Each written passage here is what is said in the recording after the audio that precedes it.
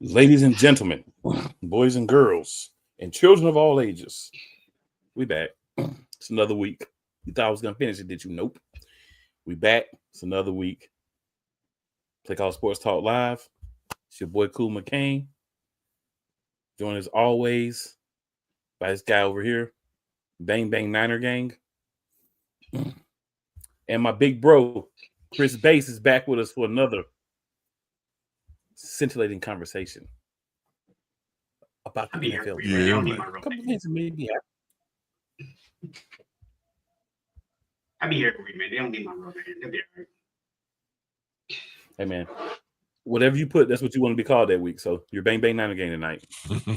So if I say Bang or Niner Gang or Bang Niner, that's you, sir. Bang Niner. You're telling me what you want by what you put in there.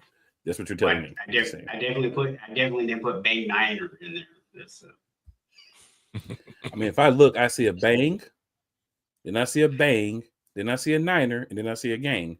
So bang and niner are right together. So bang niner is acceptable based on what's on the screen. I'm just saying. so. Yeah. So you just shorten everybody with 4 words to 2. That's what you did. Okay. Possibly. Or it might just be bang. All right. Link to your. Hey, I mean, you can tell that that's a link, but if that's how you want to roll with it, hey.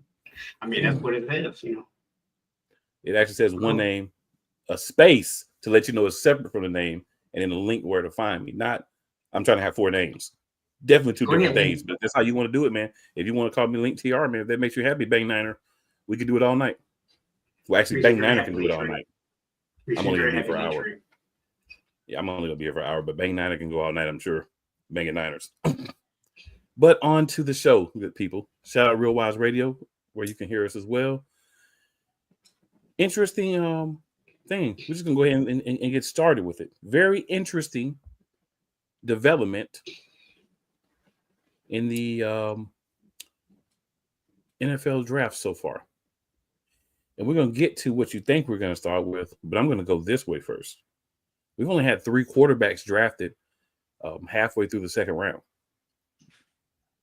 In years past, we've had guys overspending and jumping up and all this to try to get a quarterback.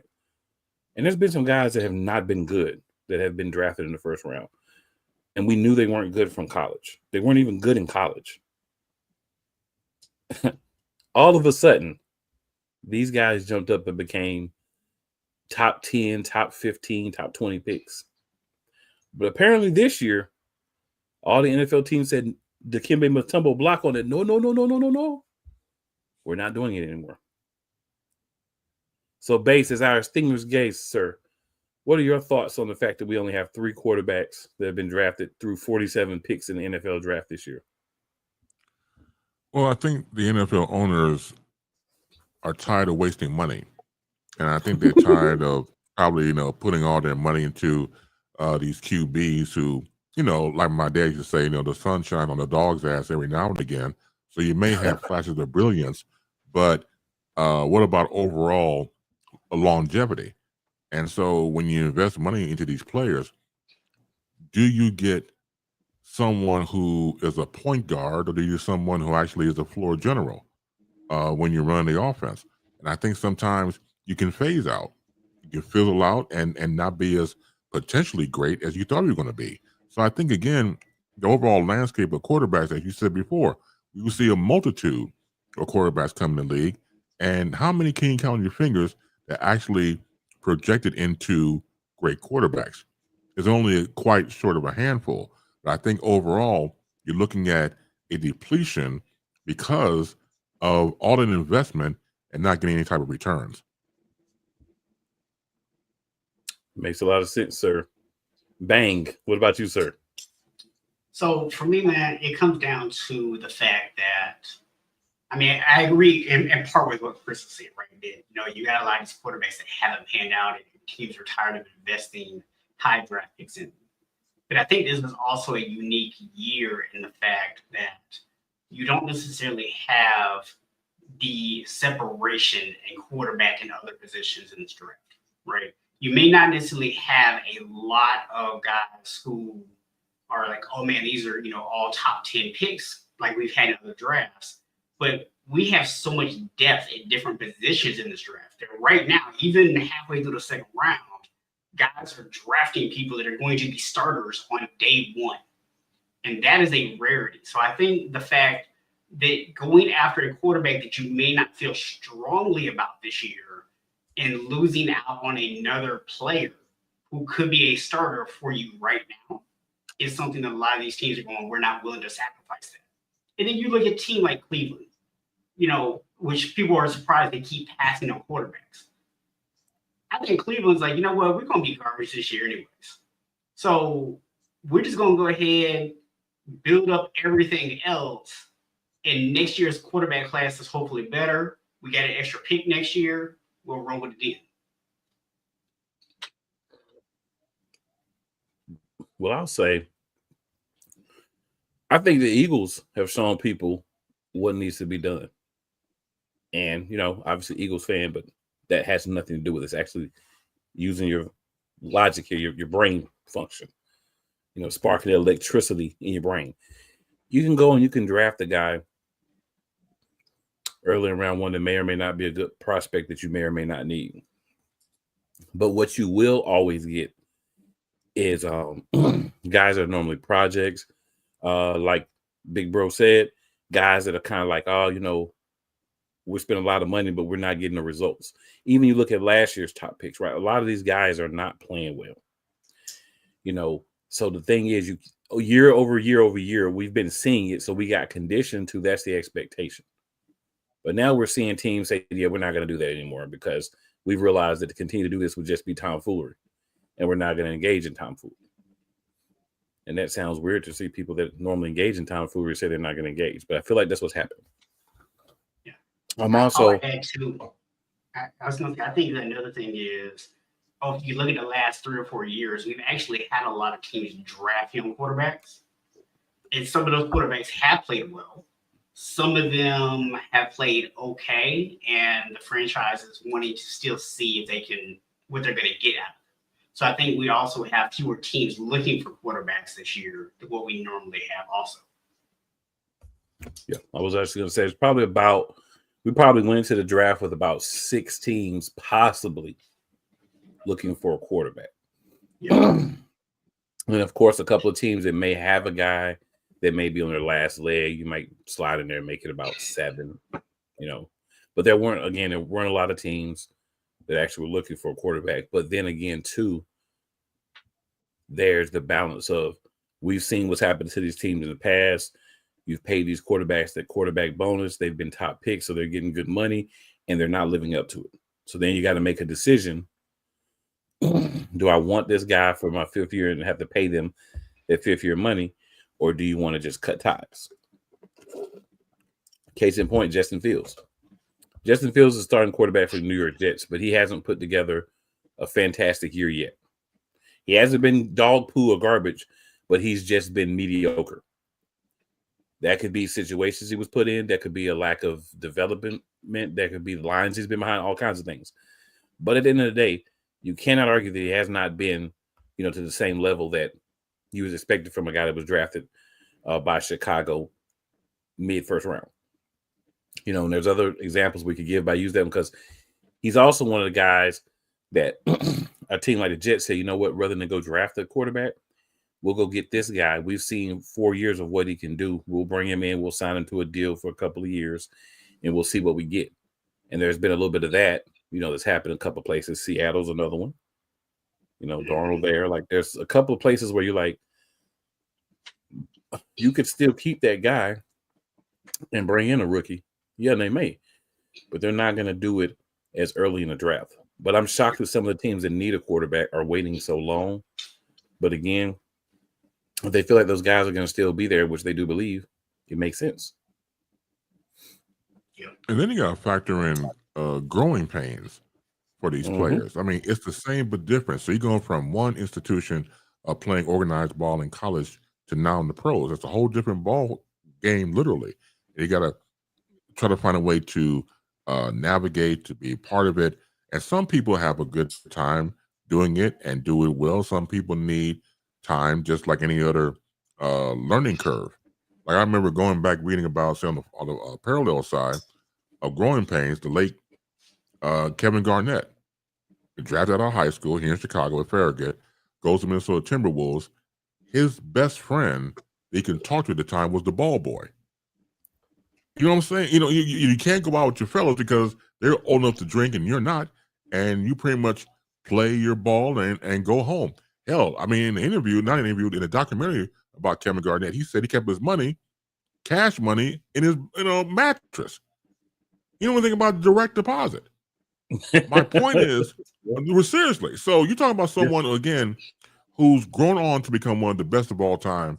Now, of course, down the road, he played with his Celtics and got his ring. But just the fact that you have to literally go from baby steps to adulthood in a professional league, and the same in any type of situation when you're trying to adapt, and where's your place in all this, and how do you grow, and your teammates have your back. That's a lot to really focus.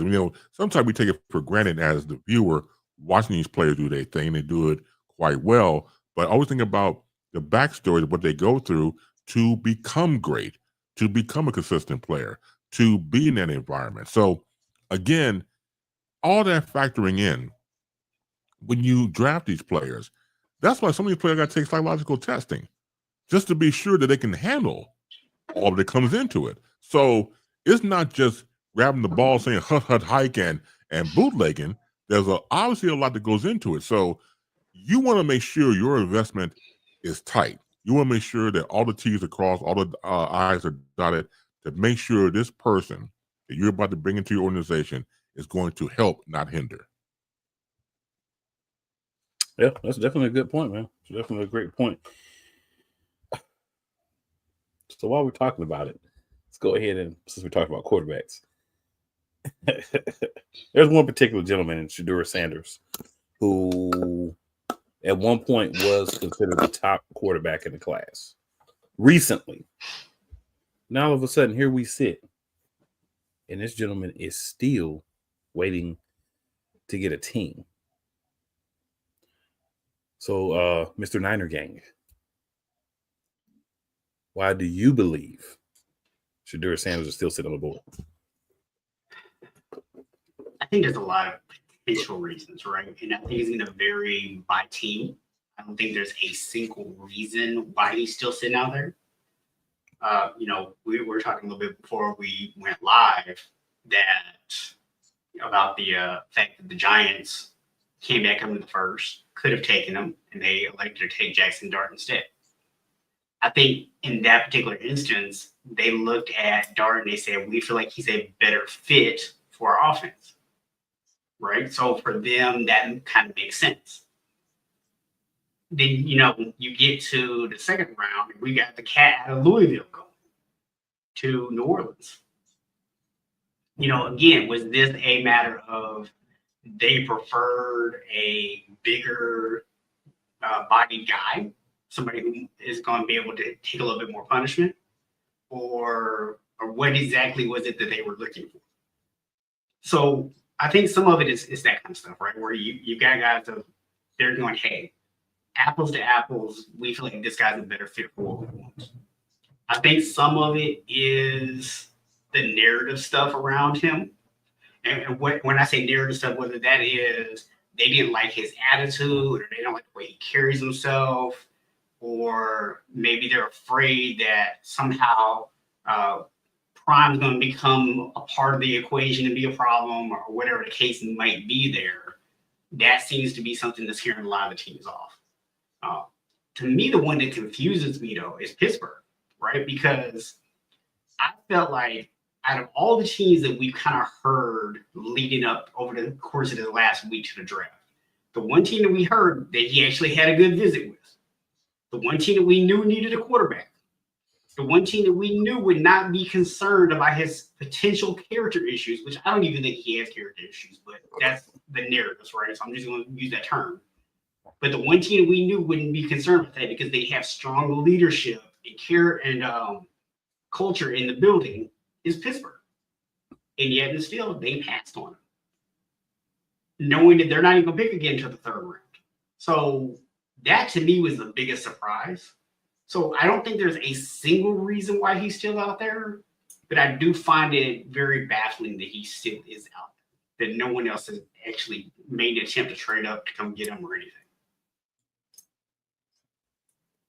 Big bro, what are your thoughts?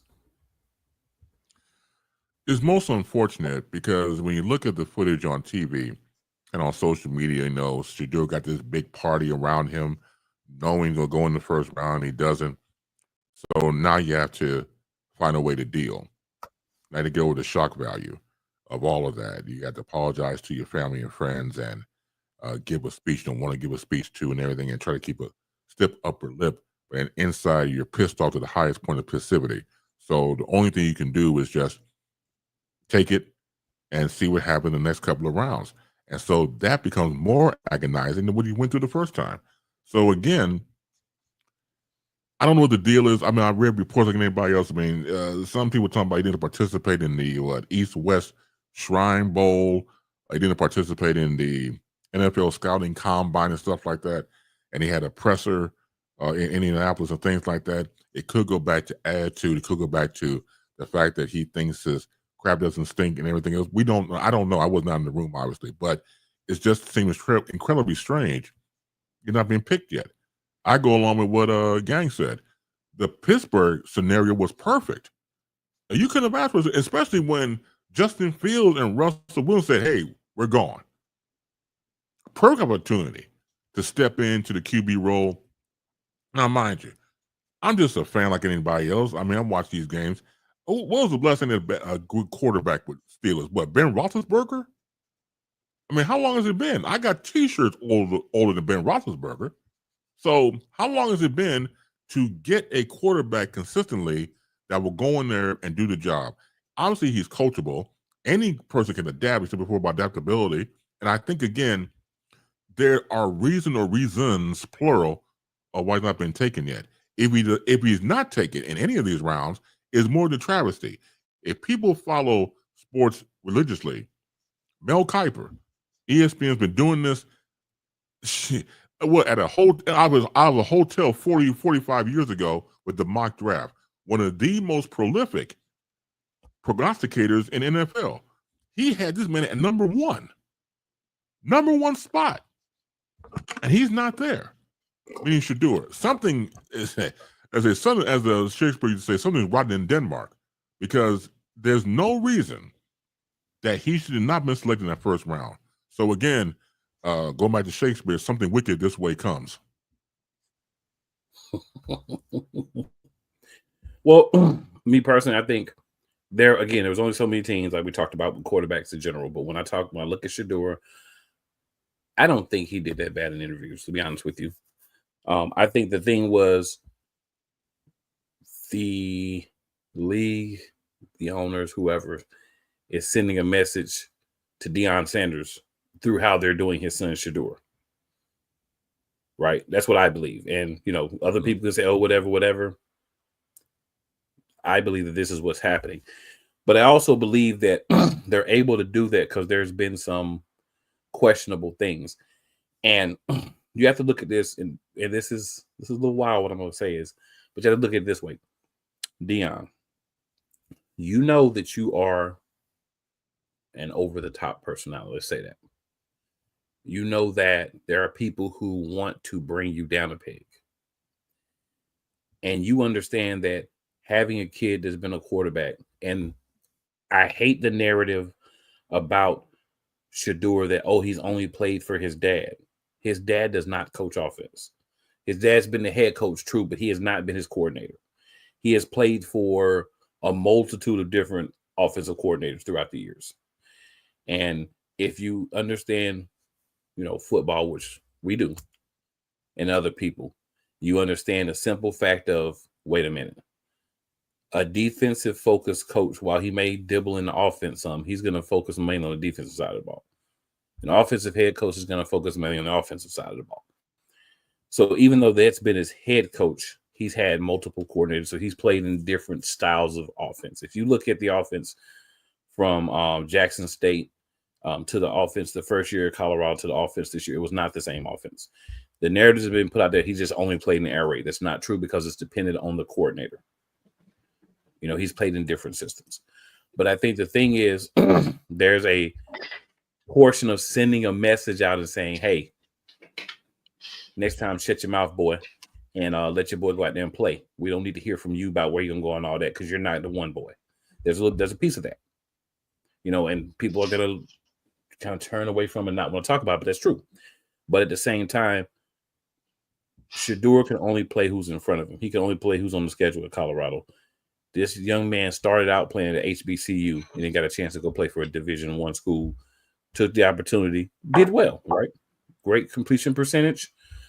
I know Gang earlier talked about ability to take sacks.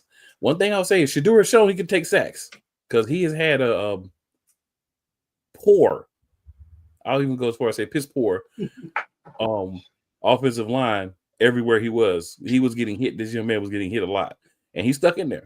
So I think those are things, and sometimes there's that one team say, why did they do it? They're strategic. Pittsburgh understands that there's probably not a lot of teams that are going to go out and bring in Shedeur.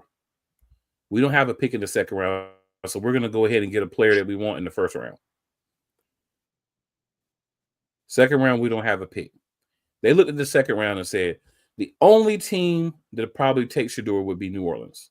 That's the only team that took a quarterback in the second round, right? There's a couple more teams you could argue that could have took a quarterback, like the Rams. Stafford's getting older.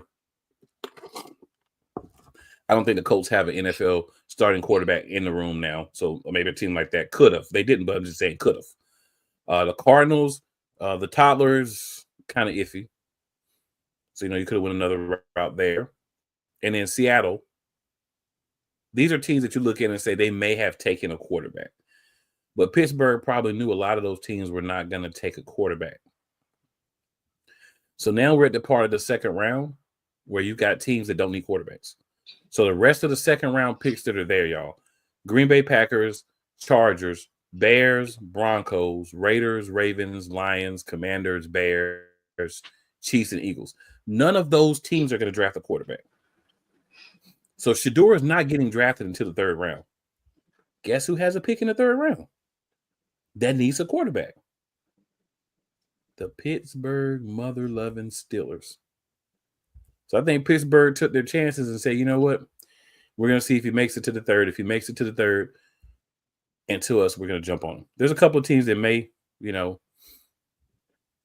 see what's going on with him early in the third round, right? Like the Raiders. The Raiders are a team that I think could use another quarterback. If I'm him, I'm hoping the Browns don't draft me. Right? I'm hoping the Browns don't draft me. The Saints are going to be out now. We do have 4 picks before the Raiders pick again in the second here. So there is still a possibility that Pittsburgh could decide to come up if they really want to get him before the third. It could still happen. But. Well, they picked 19th in the third round. So if I'm picking 19th in the third round, if I let it ride this far, I'm gonna just go ahead and let it ride to the third, same day, less money I gotta pay. If I'm Pittsburgh looking at it from that perspective, and then Pittsburgh's a place where they may go and bring in the Mushroom Man this year. And then after this year, you might have the Mushroom Man be gone. Or the Mushroom Man might say, I don't want to go there because that team's going to actually have guys that want to play. And I don't want to go out there and have to compete or have a guy breathing down my shoulder. So, well, that's a whole different story. But I think that's the big deal with it. The Raiders do have another pick, but I don't really think they could pick him. I don't really think they are. Even though his mentor is a part owner, which is crazy, but I don't think they are. Well, I think that's part of what makes it's just the kind Raiders of make sense, though, right? I mean, we know that Tom Brady has a personal connection with Shedeur, so but he's I don't just think a it would minority. surprise anybody if they decided to go that route here at the end of the second round. It wouldn't surprise me. No, it wouldn't surprise anybody, but I don't think they are.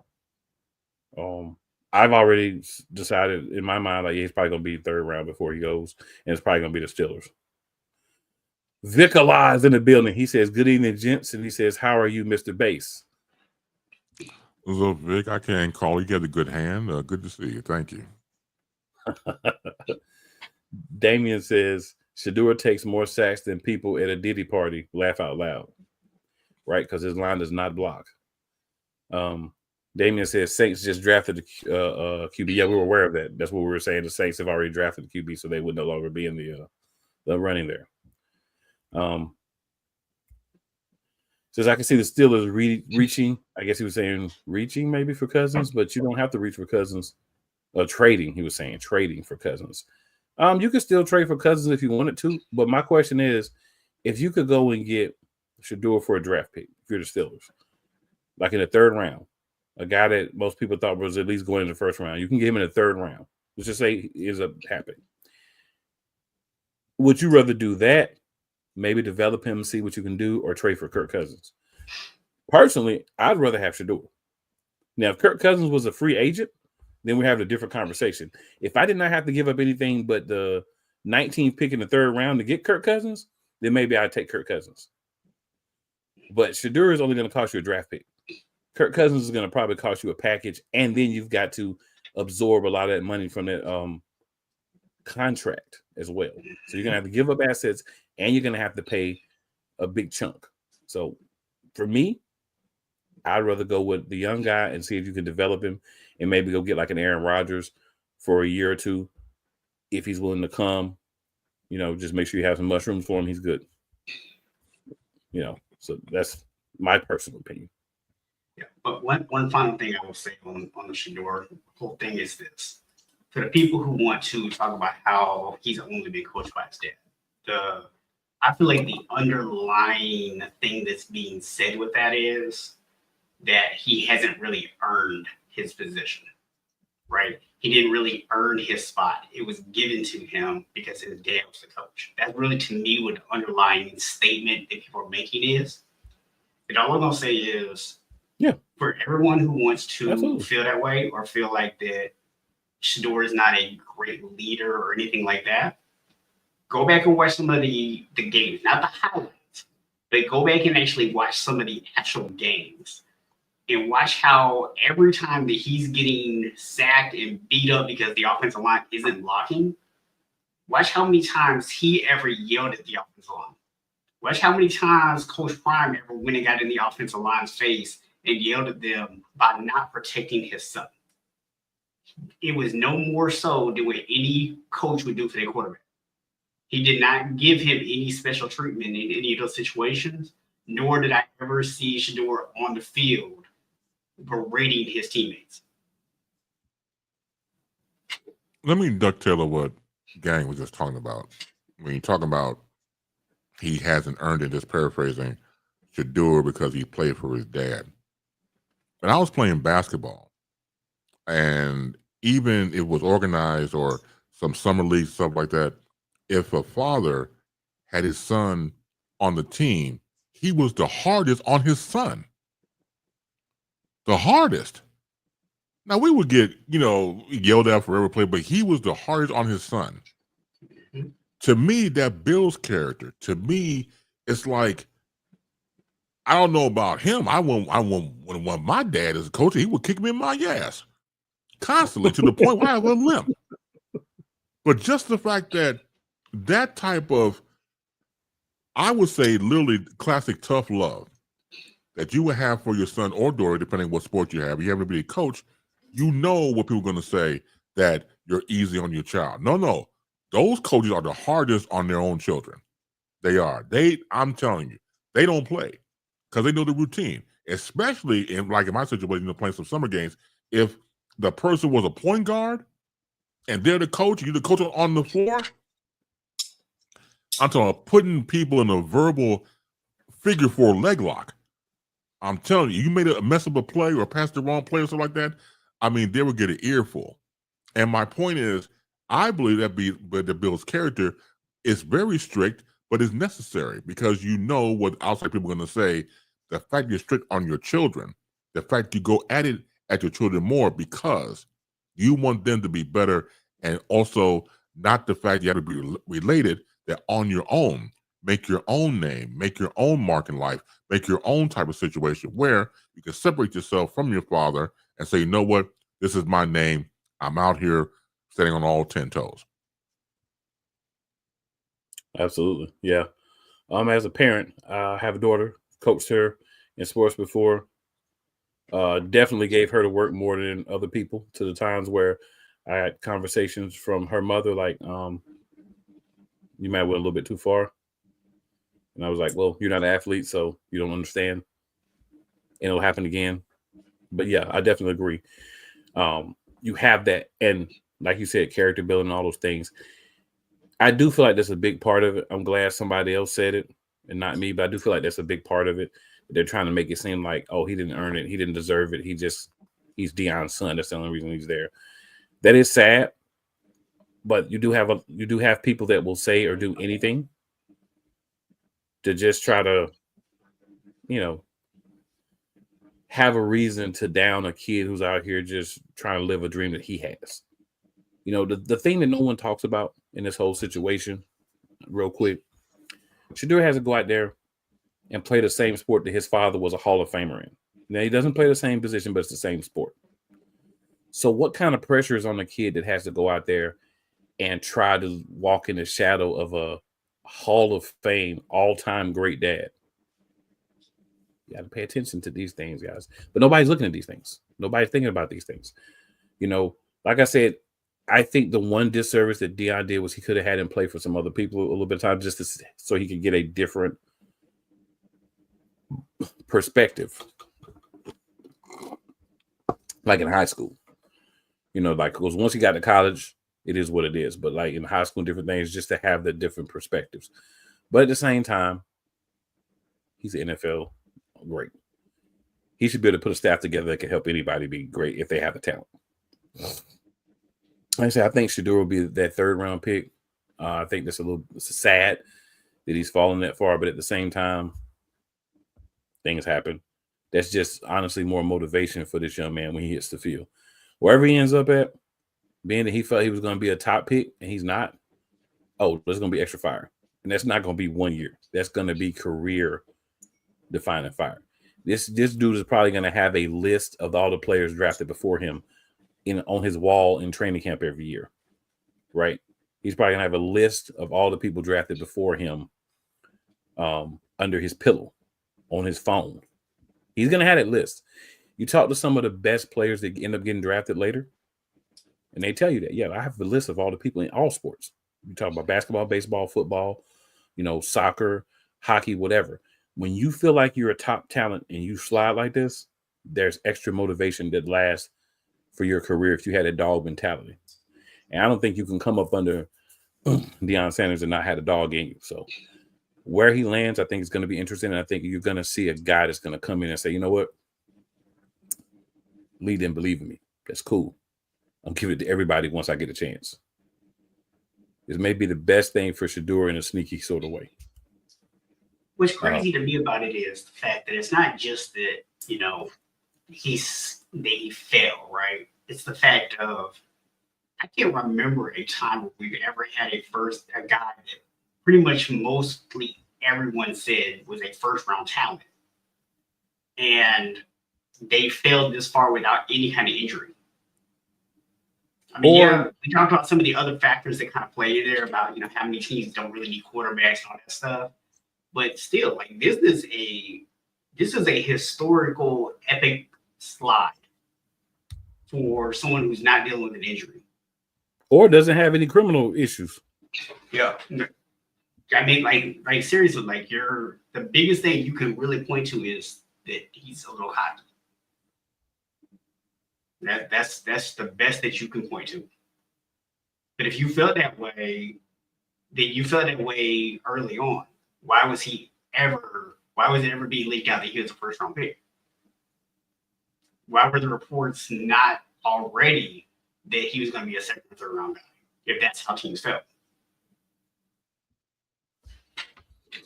Because, a lot of these guys do make stuff up, man. But guys like a Daniel Jeremiah or what's called over at ESPN. Those guys don't just make stuff up to make stuff up. Those guys are getting their information from teams. They're hearing rumors.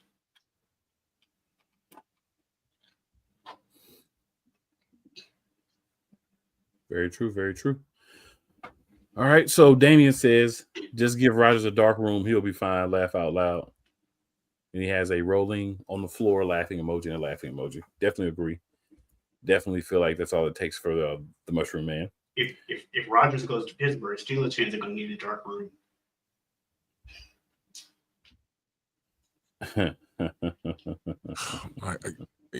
Just hearing about Aaron Rodgers' name made me want to burp. Burp is vomit and burping at the same time. It's a burp. It's gotten to a point with Rodgers, like I said before in the pregame, before we signed on, that all he's doing right now is a medicine show. He won't classify mushrooms as medicine and go right ahead. And it's a sad commentary to a degree because once upon a time ago, he was really a great football player. I'm not saying he can't, pull the rabbit out of his hat every now and again. Oh my God. I mean, this rap bastard. I mean, he can only take so much. Because again, do you want the medicine show to come along with it? Going to get that if you get him for any other team? Now, I don't even know if it's worth it. I mean, really, the man has bad juju. And look what happened to him a couple of seasons ago. Three plays in and he goes down with an injury for the rest of the entire season. Comes back, for the Jets, not really, doing anything, kind of lackluster. So, okay, you bring him to another team. Some people just don't know when to exit. There was a show back in the day in syndication called Showtime at the Apollo. At the Apollo Theater in New York, where people performed at, and you had this talent section. And if your ass was sucking wind, there was a guy named Sandman Sims who would come on and dance your ass off the stage. Why? Because you had no talent. Or you get a hook. A big hook, and will hook your ass off stage because you couldn't do anything. The hook needs to happen with Aaron Rodgers. It needs to happen with Aaron Rodgers. I know we're talking about football. Same with LeBron James. Y'all got to go. You're staying too long. Don't be wrong. People are going to get the money. They're going to get their bag. That's why they're staying long, because their cachet reputation is going up so they can get said bag. But it gets to a point where, please, sit the entire hell down. I mean, look, I'll say it, and I'm not saying this just because I'm a Lakers fan, but I'm not even going to say and allow you to put LeBron and Aaron Rodgers in the same sentence right now, because LeBron at least come out and show up to work every day. He actually comes out and plays hard. Aaron Rodgers wanted to sit over here and take as much of the offseason on the couch as he can get before he even commits to a team. The only reason I put him in the same, but you have to also category. play into the fact that football is a physical sport. Basketball's not. Well, I think basketball is probably more physical than what quarterbacks in the NFL take nowadays. I put him in the same category because I'm tired. I'm fed the entire hell up. I'm tired. I can't deal with these people anymore. Sometimes you give people grace. You try to understand stuff like that. I mean, you got LeBron with the flopping stuff, the bad acting, the recent when they show on. This is what I love about social media when it's right. I'm glad they're exposing all these people for who they are and the nerve endings. You got, and I'm sorry to go off kilter real quick. Please let me rant. I'll come back. So you got someone like LeBron who's in the play. Don't be wrong, durable, take care of everybody, all that type of stuff. But the acting is tiring, dude. Nobody's touching you, and you're falling out. You could drive a Mack truck between LeBron James, whoever's defending him, a Mack truck right between it, and you get fouled, and you fall out. They got the one on viral video now. When he's doing peekaboo numbers because he want to make sure that the play that he got his way, dude. Come on, man. I'm sorry. I'm fed up to here, and once again, you just see all this stuff happening. It destroys the sport. Don't get me wrong. Other people doing their thing. They're manning up and they'll take the hits. Hell, even the WNBA, they're doing their thing. You know what I'm saying? But when you talk about these prima donna athletes who get to a point where they probably think the sport will stop without them if they were to retire, so they ain't going nowhere anytime soon, whether it's Aaron Rodgers, whether it's LeBron James, or anybody else, it gets to a point where what made you who you are? The sport, the profession made you who you are. Yet you transcend into another thing altogether. Nothing wrong with that because you got to have content. You got to have a way to, of course, make side money and endorsement money. I get all that. But to the point where you become damn near or near a laughing stock of where you used to be, that's where it gets dangerous at. And that's what I mean. Sometimes you may not know it's your time to leave, but it's your time to leave. Fair enough. Fair enough. All right, so we did have a first round last night, of course, so we wouldn't be talking about a second round tonight. We had some guys that we expected to get drafted. So let's take these guys 5 at a time. Let's talk about these first round picks, fellas. So number 1 overall pick, as reported for Lord knows however, the Tennessee Titans drafted Cam Ward, quarterback from Miami. The U, baby. Best player on the team by far. Probably won't see anybody else get drafted in the first 3 rounds from Miami at least this season. Number 2, the Jacksonville Jaguars traded up with Cleveland to draft Travis Hunter, the wide receiver / cornerback from Colorado. At number 3, the New York Giants, and what I would say was a smart pick for them. I don't say that a lot. They picked Abdul Carter, the edge from Penn State. New England Patriots went with the offensive tackle, Will Campbell from LSU, the small arm gentleman. And then at number 5, the Cleveland Browns went with Mason Graham, the defensive tackle from Michigan. And they did that by swapping picks with the with the Jaguars, which makes sense because you could get Graham at 5. You gain some more picks and let Jacksonville hop up. So, gentlemen, we'll start with you, Big Bro. Your thoughts on the first 5 picks? I like what I've seen so far. I think the respective players that you just named will definitely make a total impact as soon as they walk into the door.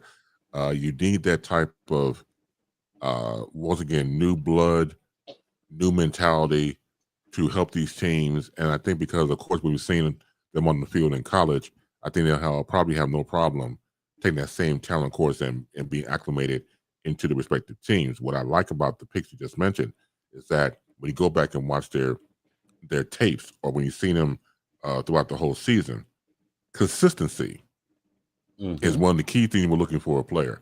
And what I've seen in the people just mentioned is consistent. And that's why you have the numbers and the stats the way you do. And for them to come into a situation, have an instant impact, I think it would happen.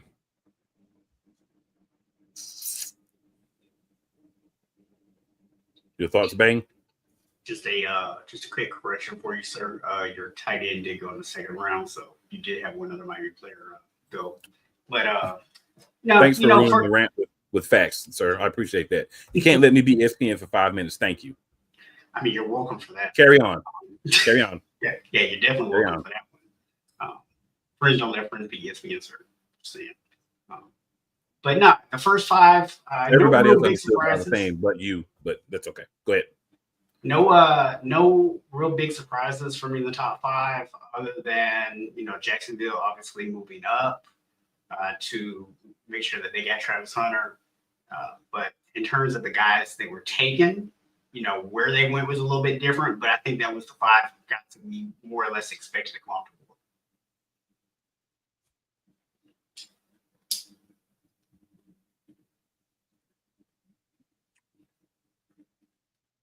I think that there was some movement.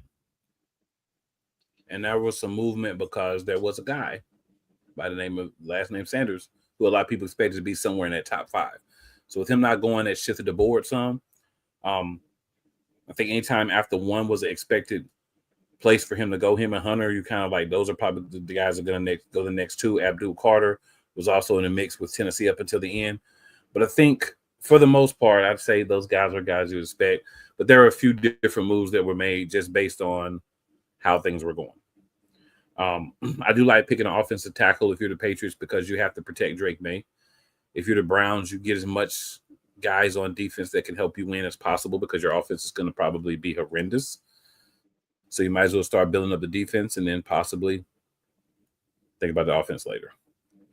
All right, so the bottom half of the top 10, we have Ashton Genty, running back from Boise State, went to the Vegas Raiders. Armand Mimbu, the offensive tackle from Missouri, went to the Jets. Titoria McMillan,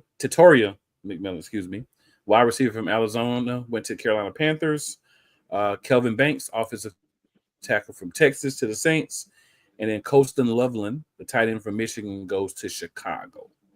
So, Mr. Bang Bang, your thoughts on the bottom half of the top 10?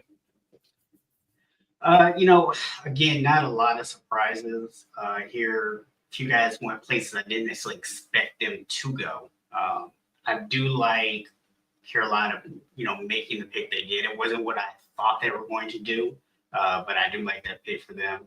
Gives them a very good weapon for Bryce Young to continue to try to develop. He actually did start playing pretty well at the end of last year. So obviously, the more talent you can put around him, the better chance you give him to continue to develop and succeed.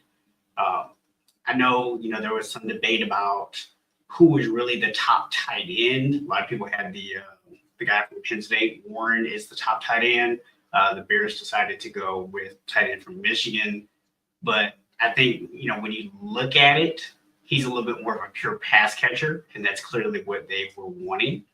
So not a bad pick. I think that those guys are kind of like 1A and 1B in terms of tight ends. So overall, a few moves that we didn't maybe see pop up a lot in mock drafts, but all moves that did make sense. And obviously the Saints, that's one of those teams we talked about quarterback-wise. We now know that they did take care of that in the second round, but I think that they just didn't see the value in these quarterbacks in the first round. They didn't think any of the quarterbacks were worth the number 9 pick. Base, what about you, sir? The bottom 5, once again, I like what I see.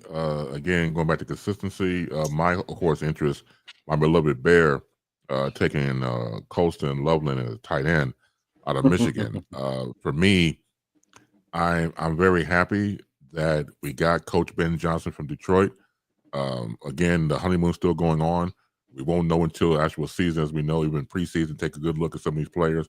But I like keeping in the Midwest, quote unquote, getting him from Michigan. I hope that for me, as a long-suffering Bears fan, what I did appreciate about Coach Johnson was that he completely obliterated the offensive line, which was great. It needed to be blown up because we talked about Justin Fields earlier when he was here, getting knocked on his ass because offensive line was crap. So at least we're seeing a move in the right direction for someone like himself, being offensive-minded, to completely obliterate. I think he kept the corners, but I think everybody else in the middle was just gone and just completely revamped the offensive line.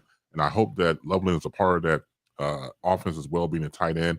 Once again, that was my favorite going into the bottom part. But what I see so far is so good. I think they're onto a different direction. And I know the other teams are looking, of course, for what these players can contribute to. But yeah, it's definitely the classic wait and see approach.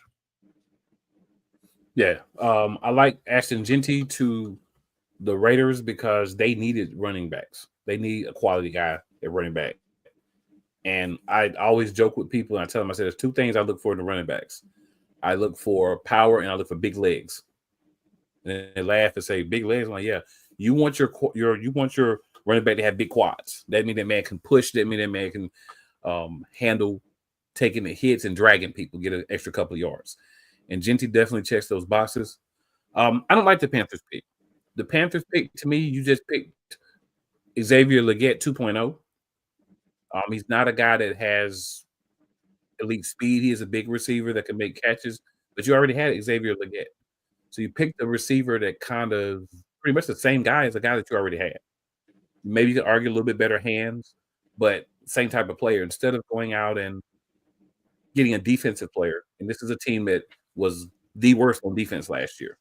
So instead of going out and saying, hey, we need defense, So let's go out and try to fix issues on defense. You go and you grab a wide receiver that's very similar to a guy that you already have. So for me, not the best move for Carolina.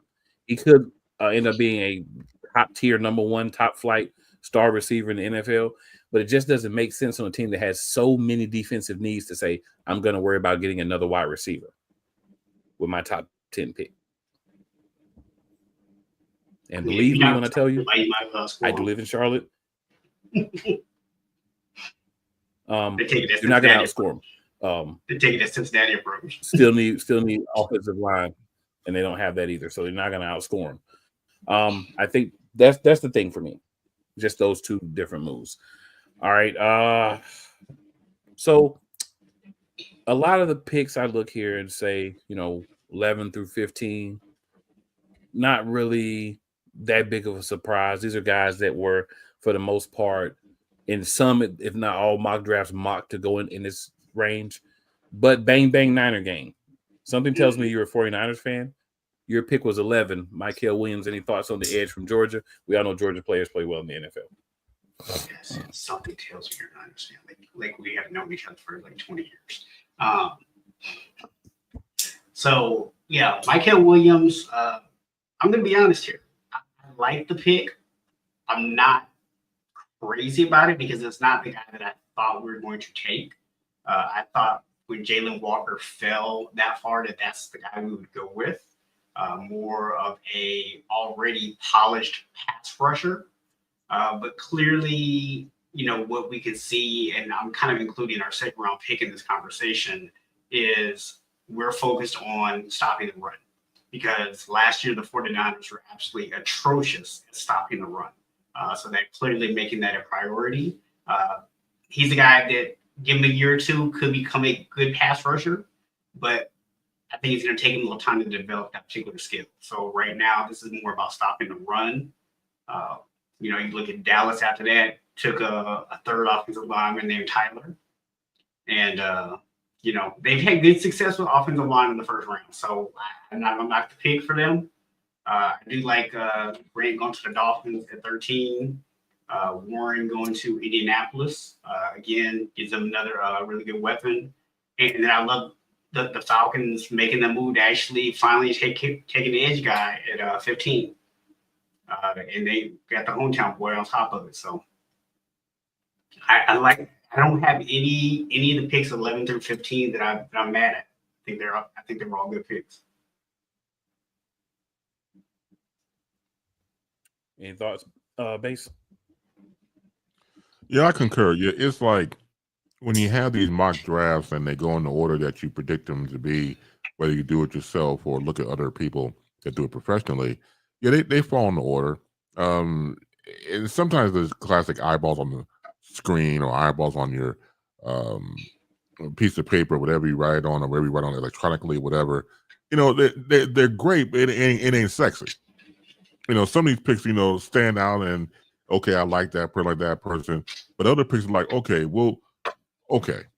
And it's not a slant on them at all. It's just the fact that would they be able to, make the contribution that they need? Sometimes these picks like, wait a minute, you already have this already. Why are you getting this player? So once again, we're not there at the battle tables, the war tables they have, from each organization of why they pick a player or players, but obviously they know and they know what they're going to get. So yeah, they fall into the average, not saying the average people, but the average of what people expect them to go into type of mock drafts or when the draft actually happens.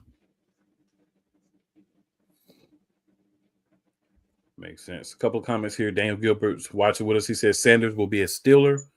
I'm along the same mindset based on what's available now, right? Daniel Gilbert also says you're correct. Hunter will always get hurt. 3 out of 4 years in high school, hurt 2 out of 3 years in college, hurt. He is a bust.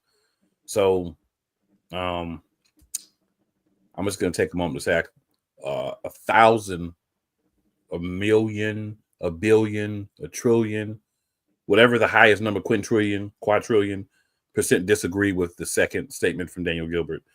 I think that's hogwash of the highest level. It reads to me of somebody who did not watched Travis Hunter and does not understand why he was the Heisman winner, because he was that darn good when he did play. There were injuries. Injuries are a concern, but saying it doesn't make him a bust, that's like totally crazy. What I think is going to happen with Travis Hunter, since it's brought up, I think that he's going to have to pick a dominant side of the ball, or the organization is going to have to say to you, look, you're going to be a corner for us, but we will have packages for you at wide receiver. I think that would be the best, because you don't want your starting wide receiver playing 15 snaps at corner, right? Because those 15 snaps at corner, he is going to get obliterated. And this is a guy that already gets hurt. But if he's a corner and he's just taking some snaps as a wide receiver, I think that would be the best for him based on skill set, the fact that he can catch the ball. But that would put him in a position where he can help the team at cornerback more. Now, a lot of people argue that he's good because of the blend. That's a fair thing to say as well, but I think you're going to have to pick one side. Either you're doing offense and you're just on certain packages on defense, or you're doing defense and you're on certain packages on offense. I don't think you can go out there and play most downs on offense and most downs on defense and be successful in the NFL. I think you still could be great for a couple of years, but just like a candle, you're going to burn out quick and you're going to be done. I think for longevity, you got to pick a side. I don't think Jacksonville's the organization to make anybody pick a side, though, so that's a whole different issue. But it was either going to be Jacksonville or Cleveland, so he's probably better off in Jacksonville. Damien says, take a tight end at 10 way too soon. In my opinion, I think we should have taken a left tackle or an edge at 10. But it is what it is, I guess. And then he says Sanders will be in the UFL in no time, laugh out loud. So we can tell Damien's not being serious here. We'll just say that. So just a quick update for you guys. The Ravens just took what I think might be the steal of the draft. A guy named Mike Green, who to me was the second best edge rusher in this draft. Fell mostly because of off-field character issues. Just went to the Baltimore Ravens at the end of the second round. So could end up being the steal of the draft, especially with what they already have on the defense.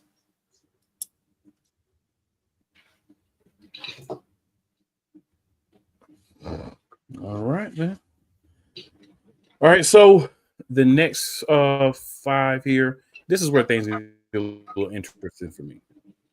So the Cardinals took a defensive tackle, which I think makes sense, Walter Nolan. Cincinnati took an edge, Shamar Stewart from Texas A&M. Cincinnati needs offense and defense, but they need an edge because they're going to be losing one of the better defenders. Seattle took a guard, Greg Zabel from North Dakota State. Tampa Bay took a guy that they needed in Emeka Egba. And I say that because Mike, his last name eludes me at the moment. Yeah, Mike Evans and Chris Godwin are up there a little bit and have been having injury concerns lately. So getting another young guy in there that's pretty solid, I think makes a lot of sense for them because they don't have as many defensive needs as another team that drafted a wide receiver a few picks before. And then our first defensive back, Jahdae Barron from Texas, the corner, comes off the board at 20 to Denver, a team that, they have another guy you may have heard of that plays cornerback as well. You may know is dead, Patrick Tane. But, yeah, so he'll be joining him there in Denver. So I think this is what Bass was saying earlier. These are not, except for Egba, these are not sexy picks. But these are guys that make sense for immediate needs for these organizations, and they may not be able to be that guy right away, but you start clocking your needs a year or two before now. You don't say, I need a running back in 2025, so let me draft one in 2025, unless you're the Cowboys or the Raiders. Everybody else starts early and says, okay, I'm going to need a back, so let me start drafting guys. Now, they may not work, and I may have to redraft, but I'm getting guys who I believe are going to be guys, except for the Raiders and Cowboys. Just saying. Big bro, any thoughts on 20 through 16? Or are you good there? Yeah, I'm good there. And again, like you just said about development, You have these players to come in and going to be developed. That's why you have practice squads. You want them to grow. You want them to eventually be a part of the lineup when you need them. There's all interchangeable parts. It's all moving parts. So when you're able to get warriors to come in, and once again, said before about psychological, if you're used to being number one, and it's pretty much the same whatever sport you pick, all of your resistance, now you got to start all over again. Now you're not number one anymore. You could be down all the way to the bench, but it doesn't take away your number one mentality. So if you're able to, again, get in, get your role, and grow from your role and go from there, that's what it's all about. And so can you be a team player? Maybe you went from, again, being a star player to now not so much stardom, but your star can rise again if you put in the work.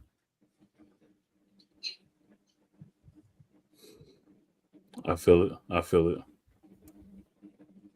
So Damien wants to add that the Bears got Shamar Turner. Wow. Nice. Yeah, it's a lot of good We'll guys. take that. Yeah, we'll take that. I said it's gonna say he's happy about it. Yeah, it's a lot of good guys out there. Those guys was actually we paused in the third, so yeah, a lot of opportunities to still go out there and get good players, especially for needs, because it's all need based, right? If you're a team that doesn't need a wide receiver, and there's a bunch of wide receivers coming off the board, you don't need a running back. There's a bunch of running backs coming off the board. You don't need offensive line help. There's a bunch of offensive linemen coming off the board. Those picks aren't hurting you. They're actually helping you because it's allowing the guys that can assist you to get closer to being there for you. So then you get guys that a lot of people expected to go earlier. They may drop, and then you're able to grab them. So big ups to the Bears. You got to make the moves that make sense. You always have to make the moves that make sense. All right. So, Steelers, of course, at 21 took Derek Harmon. You can't fault a team for taking a defensive tackle, right? You need a defensive tackle. So you have to have defense to win. The Chargers took a running back, which makes a lot of sense. Amarian Hampton, he's a monster from Carolina. Green Bay took Matthew Golden. They're in need of a number one receiver, obviously. Donovan Jackson, guard with Minnesota. And then, of course, the Giants trade up. Everybody thinks it's going to be Shador. The moment that I realized it probably wouldn't was when we were looking at Shador's party, and you couldn't see him, and you were looking at darts, and he was dapping people up and stuff. I'm like, oh, he probably got drafted. You can kind of tell, just paying attention. But that's where the Giants went. I think a lot of people aren't happy. I know a couple of Giants fans I've talked to in the past 24 hours. I said about anywhere from 7 to 10 of them. I can't remember exactly everybody, but quite a few have hit me up and been like, well, between hitting me up on Facebook and talking is over 10. But they're not happy with the pick. They feel like it's a redo of the Daniel Jones situation. Ole Miss guy. They feel like that's why he was drafted, not because that he's better or a better fit. But this is what fans of the organization are saying, not my words. These are words of people who are long-term diehard fans of the Giants. So, hopefully it works out for them. I feel bad for them because they've been struggling at the quarterback position as well as the wide receiver position for quite a while now. They weren't struggling at the running back position, but thanks to them, we're no longer struggling at the running back position. So any thoughts on those guys, fellas? Yeah, I'm gonna say, man, I actually knew exactly what they were doing the moment they traded up. Craig actually sent me a message as soon as they traded up and said, "So do you think it's gonna be Shador or Dart?" And I said it's gonna be Dart because he fits with y'all offense. He's a better fit for your offense. Y'all aren't looking for a pocket passer, so I wasn't surprised by that move whatsoever. Hopefully it works out for them, but I think in terms of you came back up, got him in the first round, so you get that fixture option, it makes a lot of sense if you think that he's going to be your guy, right? And he's a guy that I said from day one I didn't think would start year one. He's in a position there where he doesn't have to. Some of the other picks, the Amarian Hampton, I like him. He's a great running back. Definitely going to be a good fit there for the Chargers. I do think there was probably better ways for them to go. but I'm not shocked that Jim Harbaugh took a running back. Not shocked by that whatsoever. I will say, I think one of the best moments of the entire draft was just seeing the pure elation of Packers fans that they finally took a wide receiver in the first round for the first time in like 20 years. I mean, I have never seen people so happy for a draft pick of my entire life. It was actually quite entertaining to watch. Big bro, any thoughts on those picks? Are you good? Yeah, I'm good with that as well. Again, just sitting here thinking about just the obvious.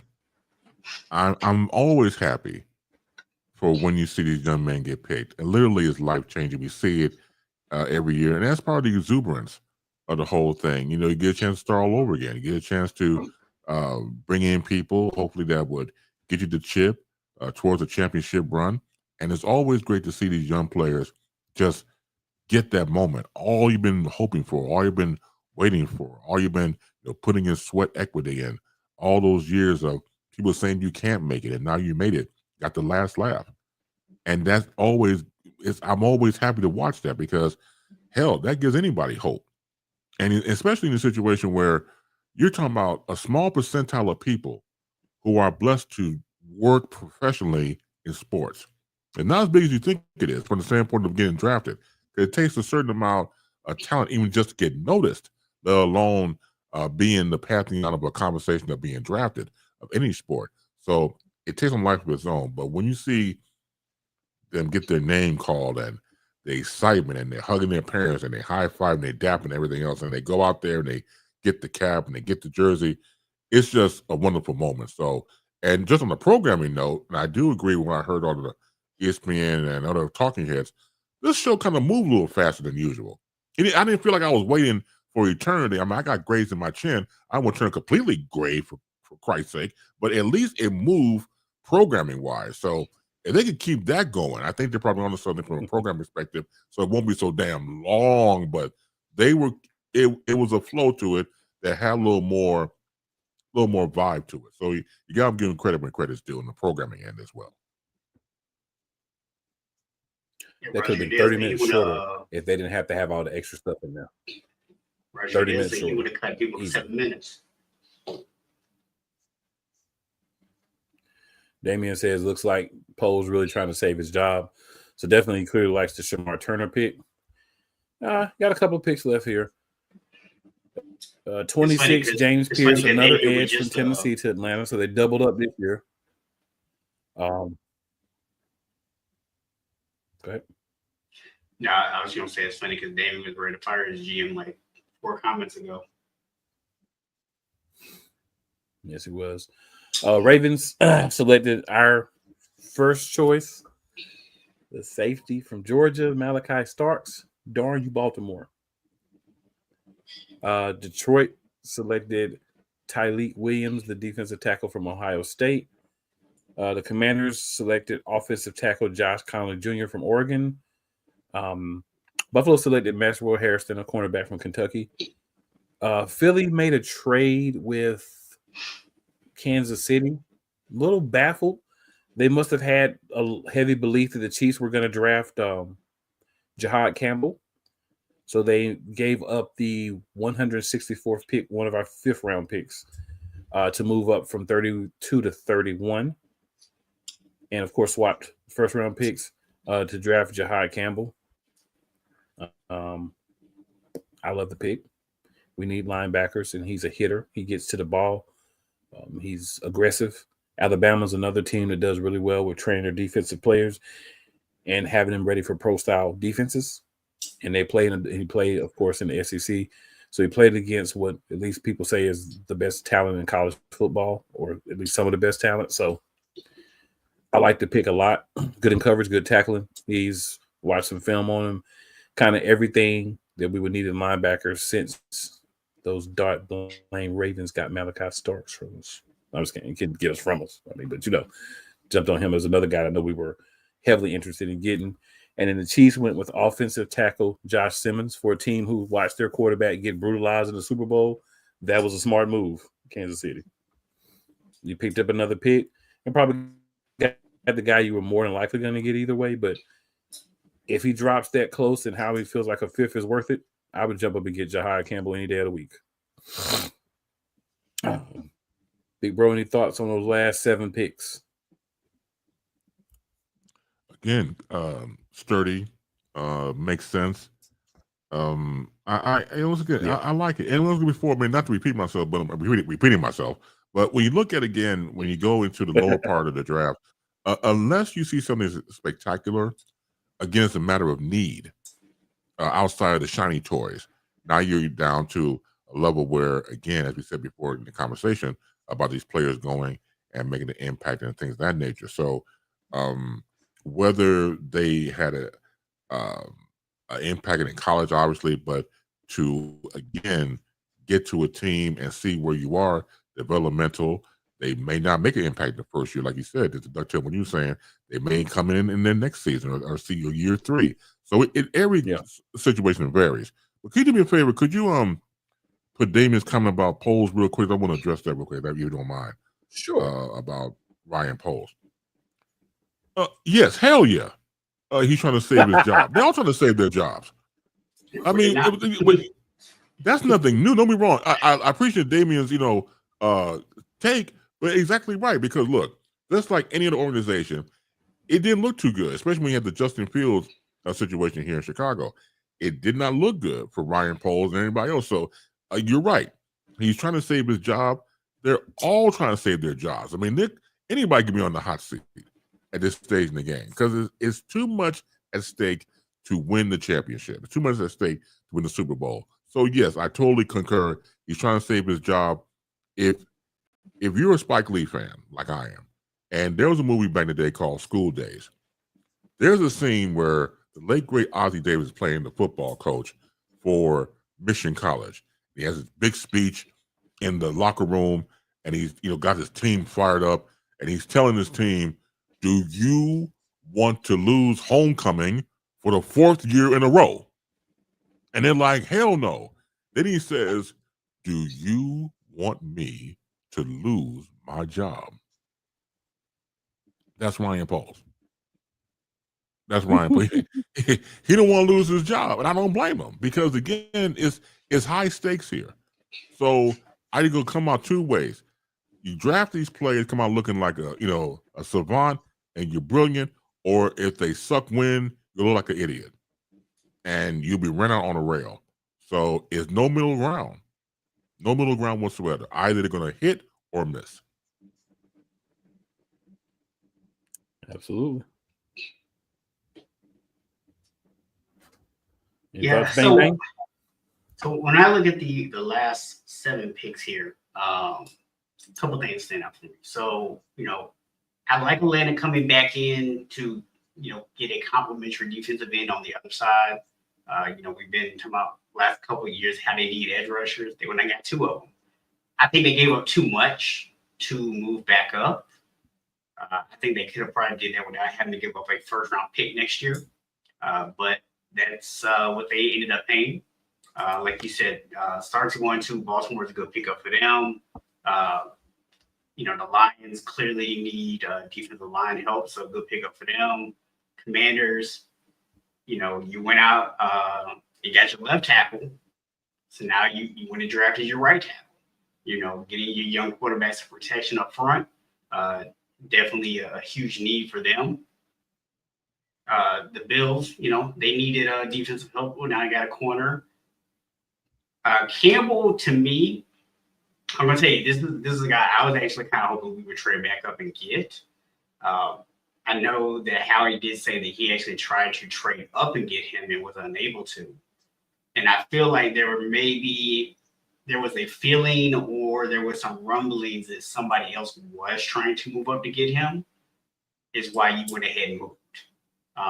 And for Kansas City, probably the idea just, hey, moving back and taking a 5th, only having to move back 1 spot, we can still get our tackle, was probably more appealing than having to trade with somebody in the 2nd round and getting maybe a little extra draft compensation. So, huge get for Philly. And then, obviously, like you already said, Patrick Mahomes was running for his life last year. They had to do something about that offensive line. They went down and got a guy that they can bring in day one starter.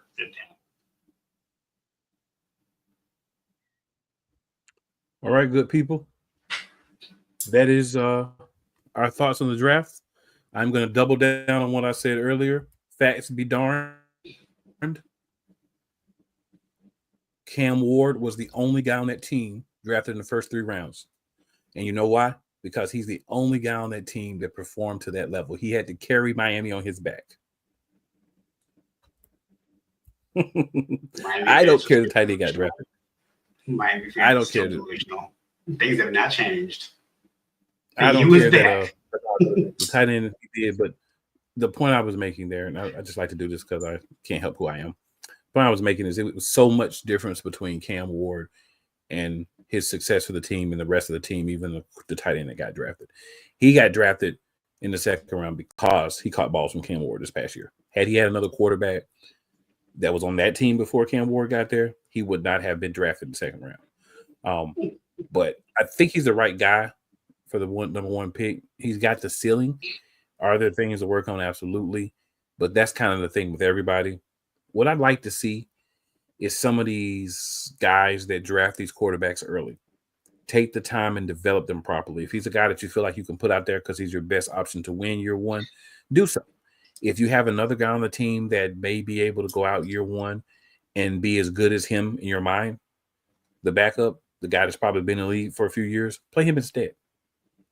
And that's not just because it's the guy from Miami, but I think that's what's hurting the quarterback position.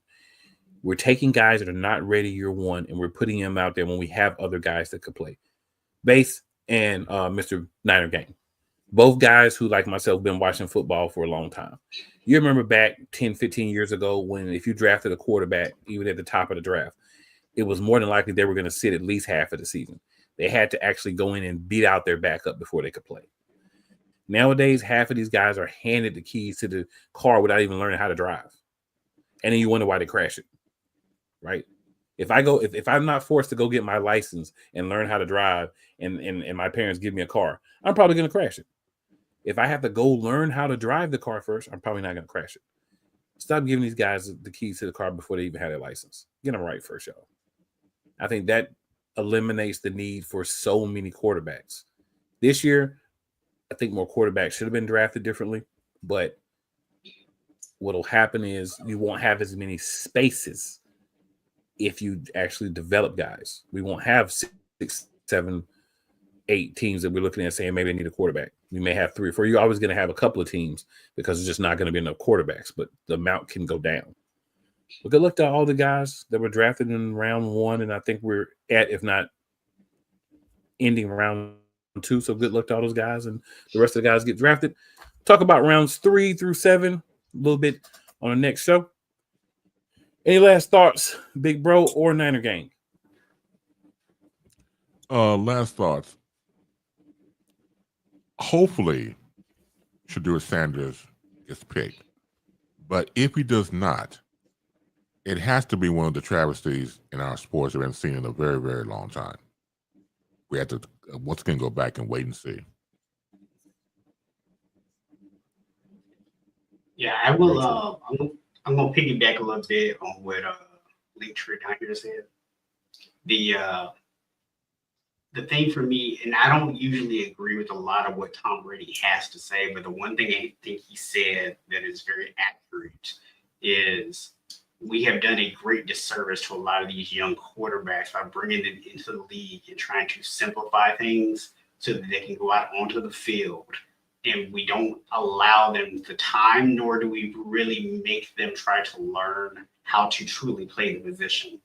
And I think what happens is a lot of times these guys come in and they're so talented and they're so athletic that they get away with a lot of stuff early on in their careers and they have early success. But once there's film on them, once defensive coordinators start scheming against them, when they start making them see things that aren't there because they never learned how to actually read the defense, you see a lot of these young quarterbacks that look good year 1, year 2 start to fall off and not look as good in years 3 and 4.